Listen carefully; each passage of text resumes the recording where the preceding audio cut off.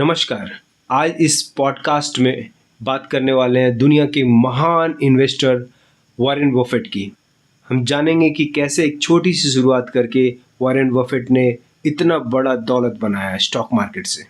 इस पॉडकास्ट के माध्यम से जानेंगे उनके सफ़र और उनकी सोच के बारे में, उनसे जुड़ी सुनी अनसुनी कहानियों के बारे में।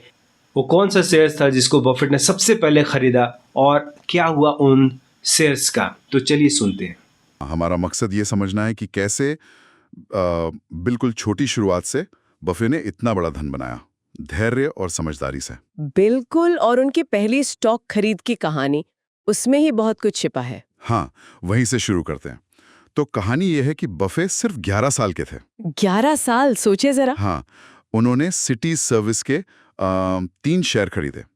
$38 प्रति शेयर का भाव था। ठीक है। लेकिन खरीदते ही वो शेयर गिर गया, $27 पर आ गया। ओहो, डर तो लगा ही होगा। बिल्कुल, घबराहट हुई। फिर जैसे ही वो वापस $40 पर आया, उन्होंने फटाफट बेच दिए। $5 का मुनाफा। हाँ, उस वक्त तो लगा होगा कि चलो कुछ कमाया, बाल मवेशी के लिए आम बात है। सही कहा, लगा कि जीत गए।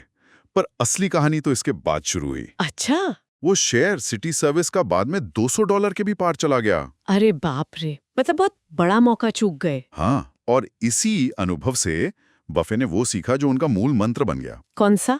कि शेयर बाजार अधीर लोगों से धैर्यवान लोगों तक पैसा पहुंचाने का एक जरिया है। क्या बात है, ये छोटी सी उम्र का सबक उनके पूरे करियर की नींव बन गया। बिल्कुल। और ये दिलचस्प है क्योंकि ये सिर्फ पैसों का नुकसान नहीं था, इसने वो निवेश का मनोवैज्ञानिक पहलू दिखाया। मनोवैज्ञानिक पहलू मतलब? हाँ, मतलब वो डर जब शेयर गिरा, और फिर थोड़ा सा लालच या कहिए राहत जब $40 पर बेच दिया। ज्यादातर लोग इन्हीं भावनाओं में फंस जाते हैं। हाँ, ये तो है। बफे ने बहुत जल्दी इन पर काबू पाना सीख लिया। यही उनकी वो जो कहते हैं ना दीर्घकालिक सोच की शुरुआत थी। सही। और इसी सोच के साथ वो आगे बढ़े। उनका तरीका क्या था? सैकड़ों कंपनियों की एनुअल रिपोर्ट्स पढ़ना। जी हाँ, खुद कंपनियों में जाना, मैनेजमेंट से मिलना। और बिल्कुल सादा जीवन, ओमाहा में रहते हुए। कोई रोज की उठापटक नहीं, कोई हॉट टिप्स नहीं। हाँ, वो रोज के शोर शराबे से दूर रहे। उनकी जो मुख्य रणनीति बनी, हाँ, वो थी एक बेहतरीन कंपनी को उचित कीमत पर खरीदना। बिल्कुल। और ये समझना जरूरी है कि इसका मतलब क्या है। बेहतरीन कंपनी हाँ, वो क्या है? मतलब जिसकी बुनियाद मजबूत हो, मैनेजमेंट ईमानदार हो, काबिल हो, और सबसे जरूरी जिसका कैश फ्लो मतलब नकदी का आना जाना वो स्थिर हो, प्रिडिक्टेबल हो। अच्छा, मतलब ऐसी कंपनी जिस पर भरोसा किया जा सके लंबे समय के लिए। जी, जिसके पास एक तरह का इकोनॉमिक मोट हो, एक सुरक्षा कवच। और दूसरा हिस्सा है उचित कीमत। हाँ, ये उचित कीमत वाला फंडा थोड़ा मुश्किल लगता है। सस्ता मतलब उचित नहीं, सस्ता नहीं।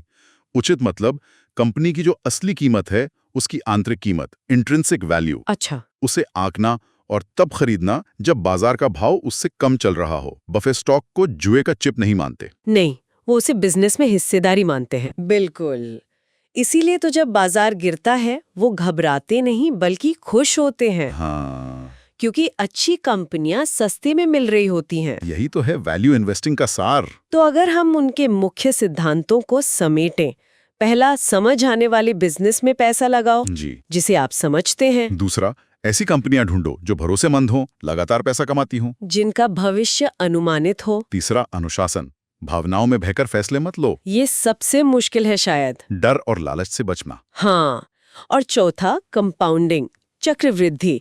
उसे दशकों तक अपना काम करने दो। और ये कंपाउंडिंग का जादू, इसे कम नहीं आंकना चाहिए। हाँ, वो आइंस्टीन वाला कोट याद आता है, दुनिया का 8वां अजूबा। बिल्कुल। ये छोटी रकम को भी अगर लंबा समय मिले और अनुशासन रहे तो बहुत बड़ा बना सकती है। ये रोज के ट्रेडिंग से बिल्कुल अलग है। हाँ, ये मैराथन है, 100 मीटर की दौड़ नहीं। बफे की सफलता का राज यही धैर्य और निरंतरता है। ये सच में प्रेरणा देता है। कोई राज की बात नहीं, कोई शॉर्टकट नहीं, बस लगातार सीखना, अनुशासन और धैर्य। और शुरुआत छोटी हो सकती है, चाहे 500 रुपए हो या 5000 रुपए, सिद्धांत वही रहते हैं। तो इसका निचोड़ क्या है? निचोड़ ये है कि धैर्य और समझ ही कुंजी है। और एक बात सोचने के लिए छोड़ जाती हूँ, जो इस लेख से भी निकलती है। हाँ, बताइए। क्या किसी बिजनेस को सिर्फ स्टॉक की कीमत से आंकना सही है, या फिर जैसा बफे करते हैं उसे गहराई से समझना, उसकी रिपोर्ट पढ़ना, उसके काम को देखना? क्या यही धैर्यपूर्ण निवेश की असली नींव है? मतलब सिर्फ शेयर नहीं, बिजनेस को समझना। जी, शायद ये जो लगातार सीखने की प्रक्रिया है, यही निवेशक को आत्मविश्वास देती है कि वो बाजार के शोर से ऊपर उठकर टिका रह सके। ये पार्टनर बनने जैसा है, सिर्फ खरीदार नहीं।